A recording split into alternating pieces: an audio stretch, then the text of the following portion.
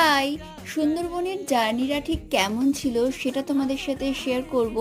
আমরা লঞ্চে ওঠার পরেই ব্রেকফাস্ট করে নিয়েছিলাম, আর যখন লঞ্চটা ছেড়েছিল চারিদিকটা দেখতে ভীষণ ভালো লাগছিল। যেদিকেই তাকাচ্ছিলাম শুধুই জল দেখতে পাচ্ছিলাম।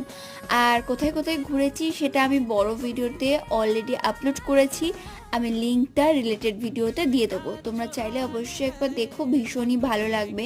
আচ্ছা, তোমরা কারা কারা সুন্দরবনে গেছো অবশ্যই কমেন্ট করে জানিও। আর যারা যাবে বলে ভাবছো তারা কিন্তু একবার ভিডিওটা দেখে নিও, অনেক ভালো লাগবে। আর আমরা যেহেতু ইলিশ উৎসবে গেছিলাম, তো সেই জন্য সব সময় মেনুতে ইলিশ মাছ তো ছিলই, আর যেটা খেতে ভীষণ টেস্টি ছিল। রাত্রে আমরা ছিলাম একটা হোটেলে, আর সেখানে ছিল আজকে সুন্দরবন স্পেশাল ঝুমুর নাচ।